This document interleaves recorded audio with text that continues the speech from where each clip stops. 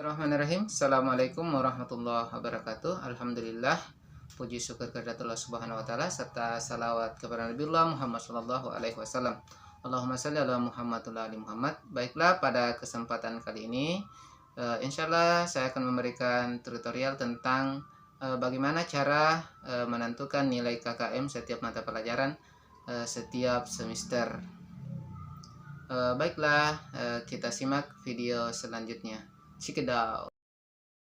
Pada kesempatan ini kita bahas tentang penentuan nilai kriteria ketuntasan minimum. Jadi bagaimana caranya menentukan nilai KKM? Ayo kita simak sama-sama. Jadi untuk menentukan KKM itu kita harus mengetahui semua kompetensi dasar dan indikator. Setelah itu barulah kita bisa memberikan nilai dan menentukan KKM itu sendiri setiap mata pelajaran setiap semester. Di format KKM ini yaitu KKM itu sendiri, kemudian mata pelajaran, kemudian kelas, kemudian semester, dan semua kompetensi inti dimasukkan mulai dari K1 sampai K4. Selanjutnya yang paling penting adalah kompetensi dasar. Semua kompetensi dasar yang diajarkan dalam satu semester itu harus dimasukkan di sini.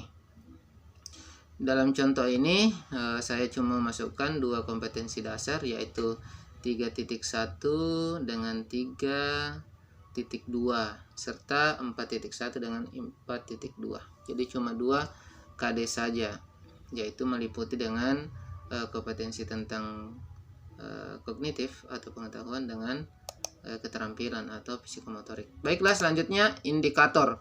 Semua indikator yang ada atau yang sudah ditentukan setiap mata pelajaran atau dibuat sendiri oleh gurunya, semua indikator yang ada di kompetensi dasar itu harus masuk semua, ya, untuk menentukan nanti akhirnya adalah nilai KKM setiap mata pelajaran per semester.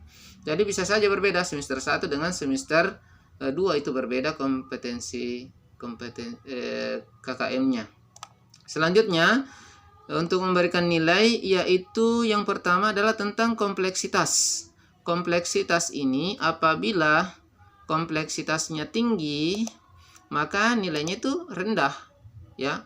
Interval nilainya itu adalah kalau dia tinggi 50 sampai 64, kalau dia sedang 65 sampai 80, kemudian dia rendah 81 sampai 100. Kompleksitas ini adalah tingkat kerumitan, kesukaran materi yang diajarkan atau indikator yang akan dicapai. Oke, selanjutnya daya dukung. Daya dukung ini adalah meliputi buku, kemudian media pembelajaran, intinya adalah sarana prasarana. Kalau daya dukung dengan intake ini sama, kalau dia tinggi maka nilainya tinggi, kalau sedang maka nilainya itu intervalnya 65 sampai 80, kalau rendah itu 50 sampai 64, kalau dia tinggi maka 81 sampai 100. Daya dukung dengan intake ini sama. Setelah itu untuk menentukan KKM setiap indikator, jadi setiap indikator ini harus ada nilai KKM-nya. Setelah itu kita tarik di sini. Misalnya kompleksitasnya 76 ini berada di sedang, kemudian daya dukung dia ada di sedang itu 74, kemudian intake-nya sedang juga 75, maka nilai KKM-nya setiap indikator ini, indikator pertama adalah 75. Begitupun juga nilai indikator semua mulai dari yang pertama sampai terakhir harus ditentukan nilainya. Cara menentukannya adalah setiap indikator ini ada nilainya, masing-masing kompleksitas ada nilainya, daya dukung ada nilainya, intake ada nilainya. Dari 3 item penilaian ini maka dijumlah dan dibagi 3. Kalau menggunakan aplikasi atau rumus, yaitu sama dengan sum, kemudian ditarik dari kompleksitas sampai intake, kemudian dibagi 3. Selanjutnya setelah itu ada nilai semua setiap indikator, maka untuk menentukan KKM itu ialah dijumlah, ya. Semua nilai indikator dijumlahkan. Ya, di sum ya. Kalau menggunakan aplikasi Excel ini di sum. Itu sama dengan sum dari nilai teratas ke indikator teratas sampai indikator yang paling terakhir ya. Kalau di sini saya cuma mengambil contoh jumlah indikator itu cuma 7.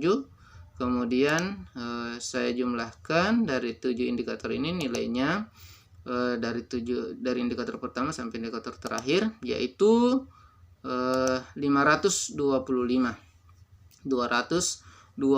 dari semua nilai indikator yang ada.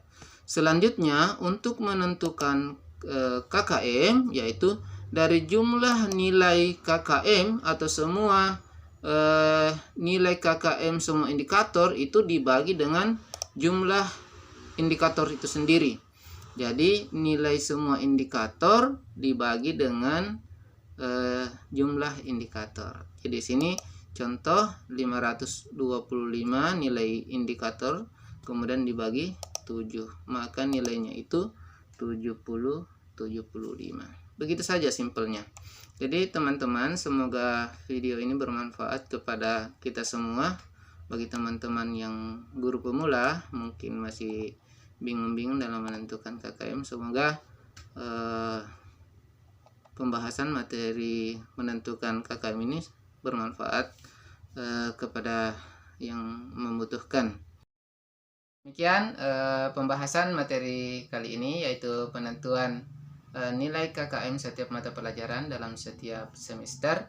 Semoga bermanfaat kepada kita semua, terutama kepada diri saya sendiri. Jangan lupa teman-teman like dan subscribe serta share apabila dianggap video ini bermanfaat. Demikian, terima kasih. Assalamualaikum warahmatullahi wabarakatuh.